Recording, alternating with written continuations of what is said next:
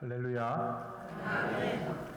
사도 바울은 하나님으로부터 영감을 받아서 에베소의 성도들에게 신약성경 에베소서를 썼습니다. 또한 당시 소아시아 지역, 그러니까 지금의 터키이죠. 그곳에 있는 많은 흩어져 있는 성도들에게도 이 에베소서를 기록했습니다. 지금 우리는 몇 주에 걸쳐서 이 에베소서를 깊이 있게 나누고 있습니다. 에베소서 1장 1절로 2절 말씀에서 사도 바울은 먼저 자기 자신이 누구인지를 소개합니다. 그리고 하나님과 주 예수 그리스도의 이름으로 모든 성도들을 위하여 은혜와 평강을 빌었습니다. 그 후 사도 바울은 확신을 가지고 이렇게 전합니다. 성도들은 누구든지 하늘에 속한 모든 신령한 복을 받았다고 말입니다. 하늘에 속한 모든 신령한 복을 받았다. 그리고 그 받은 복 때문에 성도들이 할 수밖에 없는 일은 오직 그 복을 주신 하나님을 찬양할 수밖에 없다는 것. 근데 그것이 왜 그렇습니까, 여러분? 그 신령한 복은 세상은 절대로 줄 수 없는 복이기 때문입니다. 그 신령한 복은 사람이 받을 수 있는 가장 지고한 복이기 때문입니다. 그런 사도 바울의 흥분, 감격, 감사가 3절로부터 14절 안에 가득합니다. 우리는 안 보이지만 가득합니다. 이 한국말이 있기 전에 성경 원문인 헬라 말은 그거를 보면은 3절서부터 14절까지 점이 없어요. 그냥 내리 얘기하는 거예요. 그러다가 14절에서 딱 점을 찍어요. 그 무엇을 뜻해요? 사도 바울은 자신과 저와 여러분과 같은 성도들이 받은 하늘에 속한 모든 신령한 복을 너무 좋은 거예요.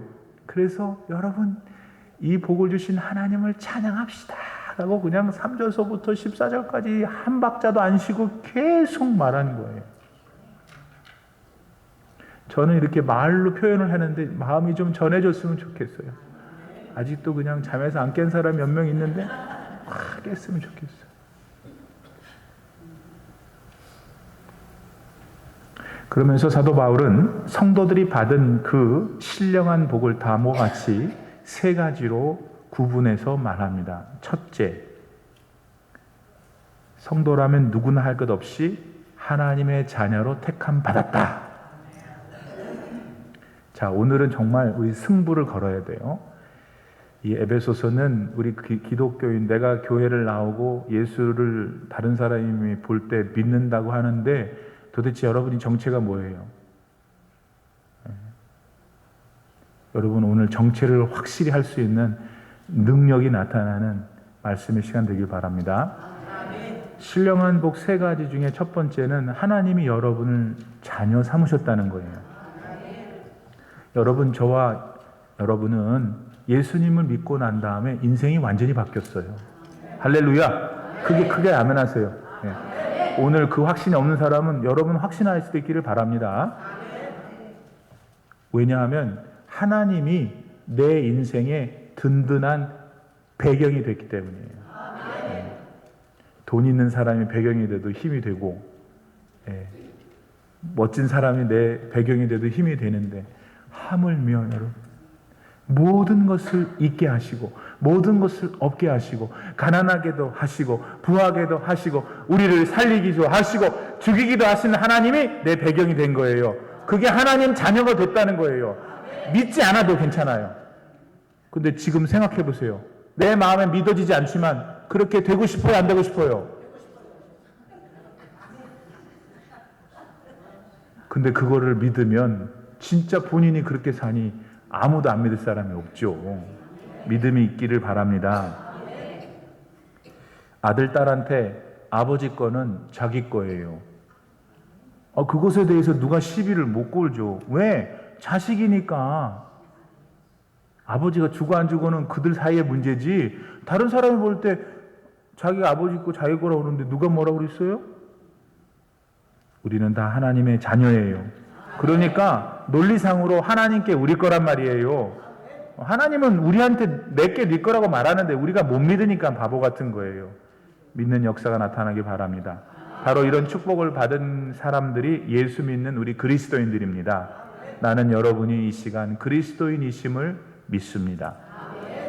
사도 바울이 말하는 두 번째 신령한 복은 성도들은 예수님 통해서 모든 죄악을 다 완전히 용서받았다는 거예요. 이 시간 나는 죄가 없다고 생각하는 분이 있으면 손을 한번 들어보세요. 아무도 없어요. 제가 어렸을 때 우리 할머니가 저한테 그런 말을 들었어요. 얘야, 요한아, 그러면 안 돼. 죄 받아. 우리 할머니는 저보다 공부를 많이 못 하셨어요. 하나님 믿으셨지만 성경도 잘 못 읽었을 정도예요. 그런데 그 노인네가 뭐라고 그러냐면, 야, 그러지 마. 죄 받아. 예수를 믿든 안 믿든 사람 마음엔 다 있어요, 그게. 그러니까 이 시간에 나는 죄가 없습니다. 손을 번쩍 들 바보는 없을 거예요. 물론 나는 죄보단 좀 낫지 하는 사람은 있을 수 있어요. 그러나 그 사람이 생각하는 그 죄보다 나을지는 몰라도 모든 것을 공의롭게 심판하시고 모든 것을 다 아시는 하나님 앞에서 다 똑같이 뭐 그걸 뭐라 그래요? 50보 100보예요. 근데 여러분, 왜 인간이 죄인이라는 이 사실이 이렇게 문제가 될까요? 왠지 아세요? 단적으로 말하면 복 못 받아서 그래요. 복을 못 받아, 죄가 있으면. 죄는 복을 주시는 유일한 하나님께서 제일 싫어하는 거기 때문에. 그러니 어떻게 죄인이 복을 받겠어요? 이 세상에 사는 100년 동안 죄인은 진정한 복을 받지 못해요. 그랬으니까 어떻게 이 다음에 천국에 들어갈 거며, 만약 들어간다 하더라도 어떻게 들어가겠어요? 들어갈 수도 없겠네. 만약도 안 되겠네. 현세에서 받지 못하는 복을 그는 영원토록 받지 못하게 되는 거예요. 때문에 인간은 반드시 그의 죄를 해결받아야 해요. 여러분과 저는 이 세상에 사는 동안에, 이 생명이 이 땅에 붙어있는 동안에 이 문제 해결받아야 돼요. 근데 우리 성도님들은 예수님 덕분에 그 죄의 용서를 딱 받은 거예요. 나는 할렐루야 아멘이에요. 네. 우리의 과거의 죄도, 지금 죄도, 앞으로 지을 죄도 예수님께서 단번에 다 용서해 주셨어요. 십자가에서 주님이 흘리신 그 뜨거운 피가 우리를 그렇게 해주셨어요. 그 사실을 믿음으로써 우리는 은혜를 누리는 거예요. 그리고 저와 여러분은 지금 그 은혜를 누리며 살고 있는 줄 믿습니다. 더 나아가서 사도 바울이 말하는 세 번째 신령한 복은 오늘 우리가 구체적으로 나눌 건데요. 요점을 말하면 이렇습니다.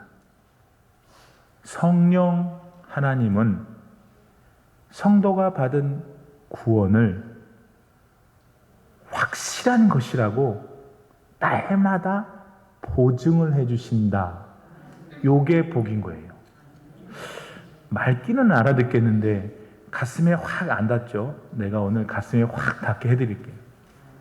그리고 오늘 이후로는 내 안에 성령이 이렇게 역사하는 거구나. 누리고 진짜 행복해진 여러분 되기를 바랍니다. 때때로 우리는 우리가 받은 구원에 대해서 약간 의심을 갖기도 해요. 그 구원이 주는 기쁨, 감격이 있는데 잊어버릴 때도 있어요. 그런데도 신비한 것은 구원을 완전히 망각하지는 않아요. 시시때때로 그 구원의 진리가 내 마음속에서 갑자기 생겨나요. 다시 믿어지는 겁니다. 그렇게 하시는 힘이 여러분들 안에 들어있기 때문이에요. 바로 그 힘을 바울은 오늘 본문 13절에서 성령이라 부릅니다. 그리고 우리가 그렇게 믿음을 유지하고 성장할 수 있는 원인이 있는데 그건 바로 이 성령 하나님께서 우리가 받은 믿음을 보증해 주시기 때문입니다. 그러면 여러분 이 성령은 좀 더 구체적으로 누구실까요? 네. 맨날 성령 얘기를 하거나 아니면 성령 얘기를 한 번도 안 듣거나 그런 분들이 여기 계실 수 있어요. 오늘부터는 진짜로 이 성령을 여러분이 완전히 알고 믿기를 바랍니다. 성령이 누구신가? 요거를 구체적으로 알기 위해서 우리는 먼저 창세기 1장 26절을 보아야 해요. 이 말씀은 이렇습니다. 다 같이 시작. 땅이 혼돈하고 공허하며 흑암이 깊음 위에 있고 하나님의 영은 수면 위에 운행하시니라.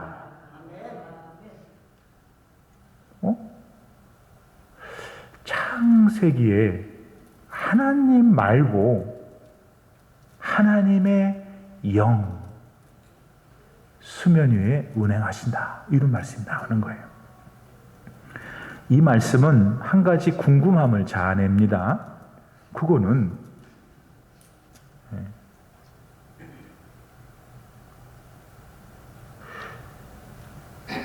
저분이 누구실까? 하나님의 영이 누구실까? 하는 건데요. 여기 제가 다시 읽어보겠습니다. 다른 구절 창세기 1장 26절을 보면 이렇게 되어 있습니다. 하나님이 이르시되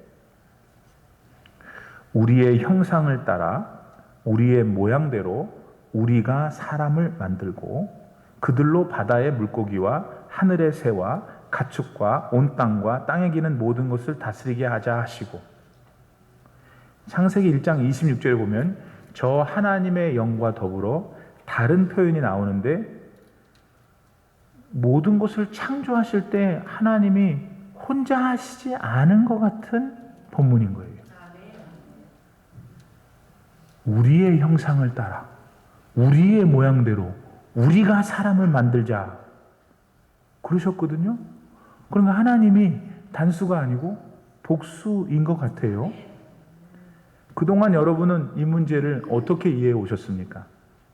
우리는 이 궁금증을 다음에 신약성경에서 해소할 수 있습니다. 신약성경 마태복음 3장에 보면은 예수님께서 세례 요한한테 세례를 받으시는 장면이 나와요. 성경은 그때를 이렇게 묘사하고 있습니다. 마태복음 3장 16절로 17절 말씀.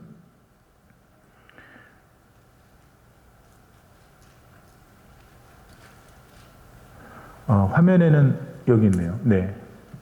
여기 없어요. 제가 읽어드릴게요. 마태복음 3장 16절 17절 말씀. 예수께서 세례를 받으시고 곧 물에서 올라오실새 하늘이 열리고 하나님의 성령이 비둘기같이 내려 자기 위에 임하심을 보시더니 하늘로부터 소리가 있어 말씀하시되 이는 내 사랑하는 아들이요 내 기뻐하는 자라 하시니라. 여러분 이 광경을 잘 보세요. 세례 요한이 예수님한테 세례를 베풀고 있어요. 요단강이에요. 세례를 받으시는 분은 예수님이에요. 그런데 예수님이 세례를 받으시고 요단강에서 이렇게 올라오실 때 갑자기 비둘기 같이 성령이 예수님에게 임하셨어요. 그것만이 아니에요. 그 장면이 이렇게 있는데 갑자기 하늘에서 소리가 들리는 거예요. 예수님을 향하여 이는 내 사랑하는 아들이요 내 기뻐하는 자라. 그러니까 하나님은 성부 하나님, 세례를 받으시는 성자 하나님, 또 그의 세례를 축복하시기 위해서 임하신 성령 하나님으로 존재하시는 거예요. 자, 성부 하나님, 성자 하나님, 성령 하나님, 이 세 분은 각각 그 각자의 신격이 있는데 그 신격이 본질상 하나로 하나님을 이루어요. 어려워요? 예. 먼저 여러분 전제하는 것은 인간의 이성으로는 이러한 신비를 헤아릴 수가 없어요. 여러분, 신비는 언제나 뭐예요? 신비하다 그럴 때 언제나 뭐예요? 신비는 초자연적일 때 신비하다 그래요. 초자연적인 것은 늘 인간의 이해를 넘어서 있어요. 근데 그 이야기 하기 전에 신비한 일이 세상에 있어요, 없어요, 여러분? 봤어요, 안 봤어요? 아무도 못 봤군요. 신비한 일이 있죠. 신비한 일이 있는 것은 왜 느끼냐면 내가 자연적으로 느끼지 않는 현상이 나타나기 때문이에요. 초자연적이라 그래요. 인간에게 하나님은 신비하세요. 맞습니까? 따라서 하나님이 하시는 모든 일은 다 초자연적인 거예요. 여러분, 기도를 하잖아요. 여러분이 기도를 하나님께 드리잖아요. 뭘 달라고. 가만히 생각해 보세요. 양심에 손을 얹고. 다 뭘 구하는 거냐면 초자연적인 걸 구하는 거예요. 어떻게 공부를 지지도 못하는 애가 대학을 들어갈 수가 있어요? 그런데 엄마가 기도하는 건 그 아이가 대학에 들어가다는 거 아니에요. 직장에 들어가게 해달라는 거 아니에요. 결혼을 시켜달라는 거 아니에요. 잘 안 될 일이에요. 우리도 다 알아요, 뻔히. 그런데 기도해요. 뭘 구하는 거예요? 신비를 구하는 거예요. 초자연적인 걸 구하는 거예요. 하나님은 신비예요. 하나님은 초자연적이셔요. 따라서 하나님께서 성삼위로 우리 사람이 이해할 수 없는 방식으로 존재하는 것을 우리는 믿을 수 있어요. 왜냐하면 하나님은 그렇게 존재하시니까. 할렐루야. 자, 이와 같이 그중 한 신격이신 성령 하나님은 성삼위 하나님 중에 한 분이셔요. 이게 바로 누가 성령이 뭐냐고 물어보면 여러분이 답해야 될 온전한 답이에요. 그런데 이 성령은 구약 시대에 있어서는 잠시 비춰지는 정도로 나타나셨어요. 아까 봤던 창세기 1장 2절 말씀에 그 하나님의 영이 그 공허한 가운데 계셨어요. 바로 그 하나님의 영이 성령이에요. 그런데 성령님은 그렇게 잠깐 자신을 보여주시다가 신약시대에 이르러서는 완전히 자기 모습을 다 보여주시는 거예요. 사도행전 2장 4절 말씀에 나오는 오순절 마가의 다락방 임재하신 바로 그 모습이 첫 장면이에요. 그런데 우리가 알아야 될 것은 이 성령이 예상 밖으로 나타난 게 아니라는 거예요. 성령은 구약 성경에서 이제 곧 나타날 것이라고 미리 예언되셨어요. 이사야서 32장 15절 말씀에 보면은 마침내 위에서부터 영을 우리에게 부어주시리니 광야가 아름다운 밭이 되며 아름다운 밭을 숲으로 여기게 되리라. 마침내 위에서부터 영을 우리에게 부어주시리니 이 영이 성령이에요. 또 요엘서 2장 28절 그 후에 내가 내 영을 만민에게 부어주리니 너희 자녀들이 장래일을 말할 것이고 너희 늙은이는 꿈을 꾸며 너희 젊은이는 이상을 볼 것이다. 내가 나의 영을 만민에게 부어준다. 그게 성령이에요. 이처럼 성령은 미리 오시기로 예언된 분이에요. 자, 그러면 문제는 이 성령께서 이 세상에 오신 뒤 지금까지 뭘 하고 계시는가? 그리고 더 직접적으로 이 성령은 저나 여러분 개개인하고 무슨 관계가 있으신가?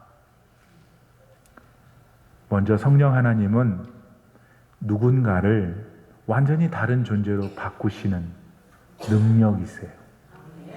누군가를 완전히 다른 존재로 바꾸시는 능력, 그게 성령이에요. 저기 오레곤주 포틀랜드 쪽에 그 북쪽인가 좀 가면은 콜롬비아 강 골짜기가 있어요. 거기에 바너벨이라는 댐이 있잖아요. 우리 남성교회가 가서 준치 잡는데요. 거기 가보셨어요? 가본 데가 너무 없어요. 근데 그 바너벨 댐이 연간 시간당 4,466kW의 전력을 뿜어낸답니다. 근데 그 엄청나게 뿜어내는 전력 발트를 그냥 가져다가 우리가 마구 쓸 수는 없어요. 왜냐하면 그랬다가는 홀라당 다 터버려요. 그렇지 않겠어요? 그리고 그건 너무나 힘이 세갖고 거기 닿다가는 다 박살이 나요. 자, 실제로 그런데도 현재 그 엄청난 전력을 유익하게 잘 사용하고 있습니다. 아무 문제도 없이 그 엄청난 힘을 모두를 위해 잘 사용하고 있는 거예요. 여러분, 그 까닭이 뭘까요? 댐에서 발생한 그 무시무시한 전력을 모두 다 유익하게 사용할 수 있도록 전기로 바꾸어주는 변전소 때문이에요. 성령 하나님께서 우리 가운데 행하시는 일 가운데 하나가 바로 이 변전소의 역할을 하셔요. 성령은 따분한 것을 착 니트 말쑥하게 정리해 주세요. 힘이 없어서 오늘 내일 하는 사람 있죠? 그 사람에게 넘치는 활력을 주셔요. 아니 어떻게 그 사람이 그런 일을 다 해? 하는 그 기적을 만들어내는 게 바로 이 성령의 활동이에요. 사도행전 2장 40절로 41절 말씀을 보시면 또 여러 말로 확증하여 권하여 이르되 너희가 이 패역한 세대에서 구원을 받으라 하니 그 말을 받은 사람들은 세례를 받음에 이날의 신도의 수가 3,000이나 더하더라. 이 본문은 사도 베드로가 이렇게 설교를 하는데 그때 나타난 모습을 묘사하고 있는 거예요. 사실 복음을 열심히 전해도 한 사람을 주님께로 돌아오게 하는 게 엄청나게 힘들어요. 근데 베드로는 딱 한 번 설교했는데 무려 3,000명이 예수님께 회개하고 돌아와 자녀가 된 거예요. 야, 이거 어떻게 된 일입니까? 예? 여러분도 아시는 대로 이 베드로라는 사람은요, 배신자예요, 배신자. 여러분 배신 받아보셨어요? 다 배신만 받아봤죠? 배신을 안 해봤죠? 이거 배신 받아본 사람 아는데 배신자가 진짜 미워요. 아무튼 베드로는 배신자였어요. 3년이나 예수님 따라다니면서 얼마나 많은 혜택을 누렸는데, 그리고 사실 예수님이 십자가에서 달려 죽으셔야 한다고 했을 때 그 12명 가운데 제일 먼저 내가 대신 죽겠다고 했었어야 할 사람이 베드로였어요. 근데 이 사람이 그 은혜를 갚기는커녕 예수님을 3번이나 모른다고 부인했잖아요. 그랬던 그가 도대체 무슨 일이 있었길래 그가 설교를 했더니 3,000명이 다 돌아오냐고요. 그 일이 무엇이었어요? 오순절 마가의 다락방에서 베드로도 다른 사람 120명하고 함께 이렇게 기도를 하고 있는데 성령이 불의 혀처럼 임한 거예요. 그러니까 완전히 바뀌었어요. 나중에 전설에 따르면 베드로는 이제 죽게 생겼는데 십자가 앞에 서게 됐어요. 근데 자기는 예수님처럼 이렇게 바르게 십자가에 달려 죽을 수가 없으니 나를 거꾸로 매달라 죽게 해달라고 했다고 하죠. 완전히 변했어요. 사랑하는 여러분, 그렇다면 이 성령 하나님은 지금 무엇을 하고 계실까? 바로 여러분을 위해 변전소 역할을 지금 하고 계세요. 그러므로 성령을 반드시 의지하고 믿으시기를 바랍니다. 여러분의 연약함은 성령이 지나가시면 강하게 되는 거예요. 성령이 지나가시면 비리비리한 것이 살아나요.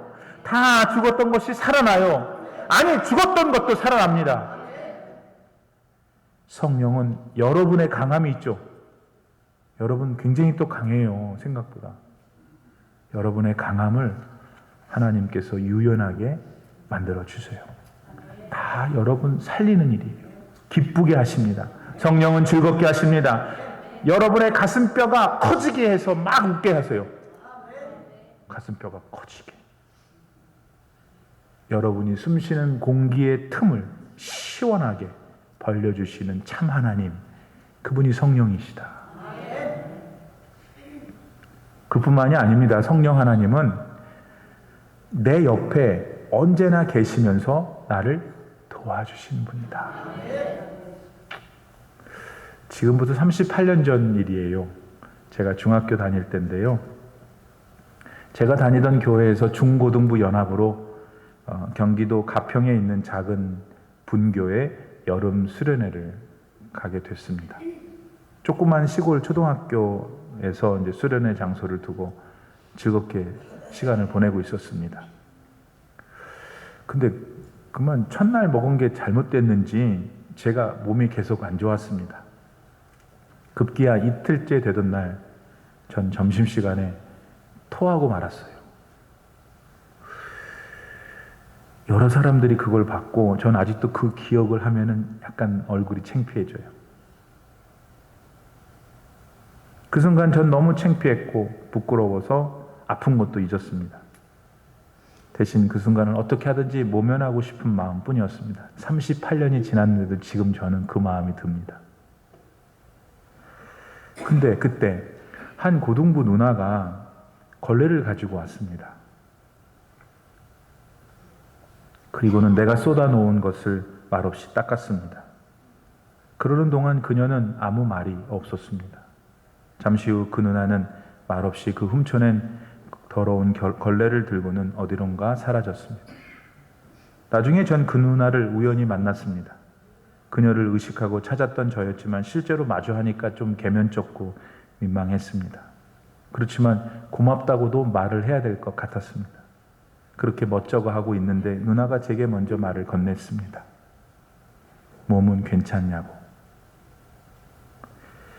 누구나 아프면 그럴 수 있는 거라고. 빨리 나았으면 좋겠다고. 내가 너를 위해 하나님께 기도드리고 있다고 했습니다. 사춘기 때였어서 그랬을까요? 전 그날 그 장면들이 아직도 너무 선명합니다. 그리고 전 성령 하나님의 모습이 바로 그 누나의 모습이 아닐까 생각합니다. 오늘 저의 성령님은 당시 그 누나처럼 자상하게 내 옆에서 나를 도와주시는 분이라고 확신합니다. 요한복음 16장 7절 말씀에서 예수님은 성령님에 대해 이렇게 말씀하셨습니다. 그러나 내가 너희에게 실상을 말하노니 내가 떠나는 것이 너희에게 유익이라. 내가 떠나가지 아니하면 보혜사가 너희에게로 오시지 아니할 것이며 가면 내가 그를 너희에게로 보내리라.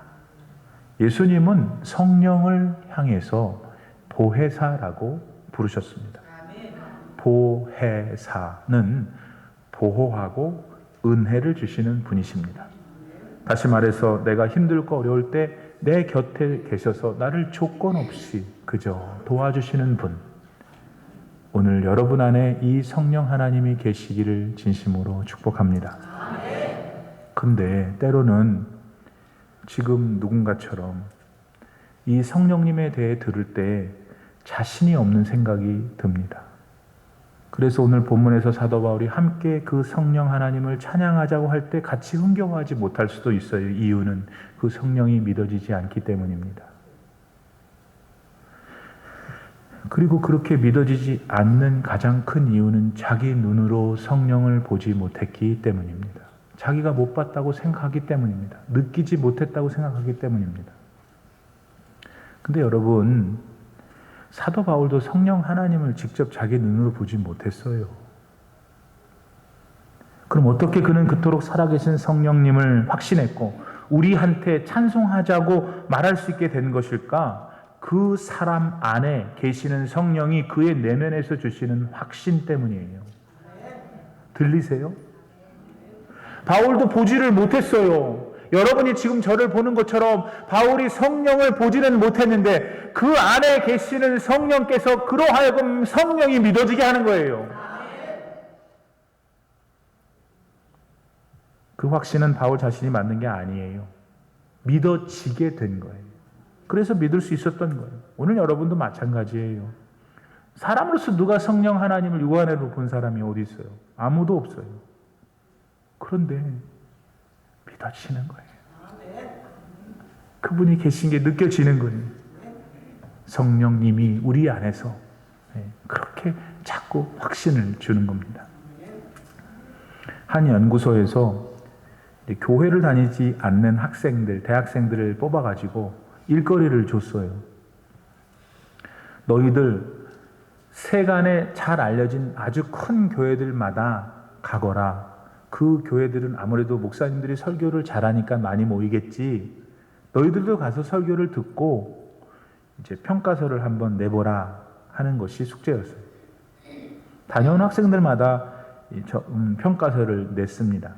근데 그 평가들을 보니까 세간에 다른 사람들이 말하는 것과는 영 딴판인 거예요. 말하자면 교회를 다니지 않았던 그 대학생들이 가서 설교를 들으니까 하나도 은혜가 안 된다는 거예요. 그래서 그 결과를 보고 그들을 보냈던 그 기관에서 발표를 합니다. 바로 이 점이 한국교회의 문제라고. 근데 여러분, 아니 교회를 안 다니는 불신자 대학생들이 어떻게 설교의 은혜를 받을 수 있습니까? 어떻게 불신자 대학생들이 예배 시간에 울려 퍼지는 찬양대의 찬양의 은혜를 받을 수 있습니까?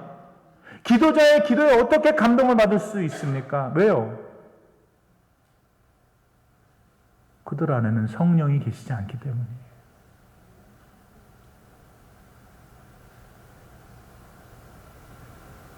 그러므로 저는 분명히 확신합니다. 적어도 오늘 여러분은 예수님이 믿어지는 분들이라고. 이해가 안 될 수도 있고 어떨 때는 확신이 없을 수도 있지만은 그럼에도 불구하고 여러분은 예수님을 믿고 싶어 하셔요. 말씀을 통해 그분의 삶에 대해 들을 때 막 용기가 솟기도 해요. 그렇게 되었으면 하는 바람이 막 솟구쳐 이따금씩 감동의 눈물도 나고 내가 얼마나 못난 사람인지 인정하게 되죠. 다 그게 뭐예요? 여러분 안에 계신 지금 성령께서 여러분을 자꾸 깨닫게 하시는 거예요. 고린도전서 12장 3절 말씀을 보세요. 그러므로 내가 너희에게 말하노니 하나님의 영으로 말하는 자는 누구든지 예수를 저주할 자라 하지 아니하고 또 성령으로 아니하고는 누구든지 예수를 주실할 수 없다 그랬어요. 이 시간 십자가의 주님이 여러분의 모든 죄를 대속하신 구원의 하나님이심을 믿습니까? 그 고백은 지금 아멘으로 여러분이 했지만은 그렇게 되기까지 여러분 안에 계신 성령이 여러분을 도우시는 거예요. 이 성령 하나님이 그래서 오늘 여러분 옆에서 도우시는 보혜사입니다.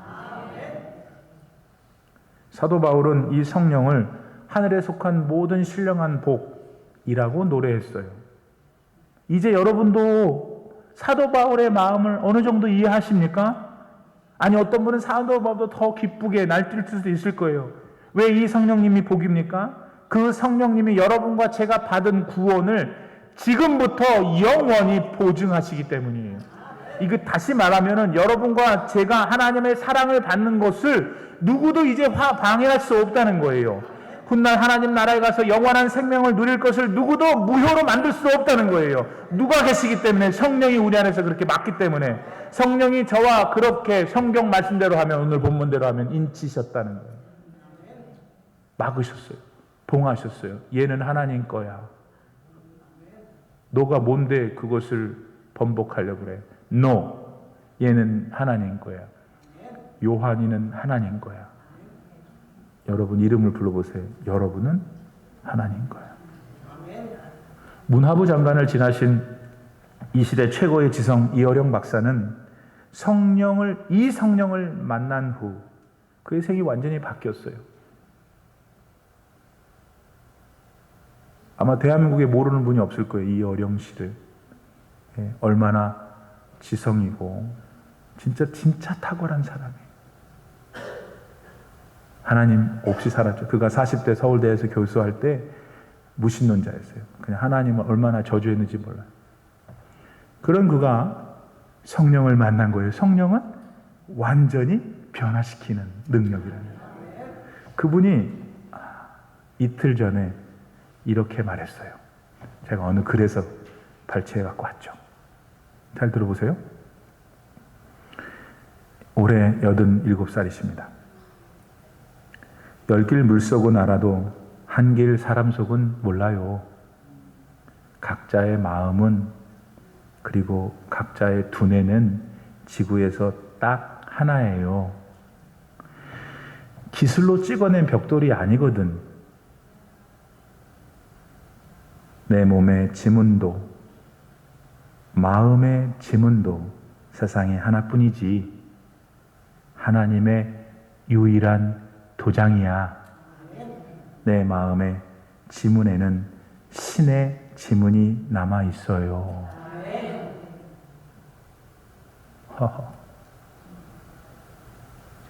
하나님의 유일한 도장, 신의 지문.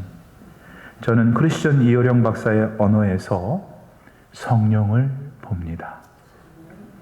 바울이 말한 성령의 인친심이란 표현을 떠올립니다. 삼위일체 가운데 한 신격이신 성령 하나님, 그분은 실로 하늘에 속한 모든 신령한 복이십니다. 이 복을 우리 올림피 하나장로에게 속한 모든 주의 백성들이 지금부터 영원히 진짜 누리시기를 진심으로 기원합니다. 기도합시다. 성령님, 우리가 평소에는 잘 부르지 않지만 성삼위 하나님으로 존재하시는 성령 하나님 감사합니다. 내가 오늘 이렇게 예배당에서 하나님을 신앙하고 믿는 것도 성령 때문이십니다. 낙심하고 힘들 때 있지만 갑자기 알지 못하는 눈물이 흘릴 때에도 내게 다시 힘을 주시고 내가 다시 일어나 걸을 수 있도록 하시는 분, 내 안에 계신 성령님임을 고백드립니다. 성령이여 우리를 태우시옵소서. 성령이여 우리를 지키시옵소서. 성령이여 우리로 하여금 이 험난한 세상 속에서 소망을 잃지 않고 기쁨과 감사함으로 멋지게 아름답게 행복하게 살게 하시옵소서. 예수님의 이름으로 간절히 기도 올리옵나이다.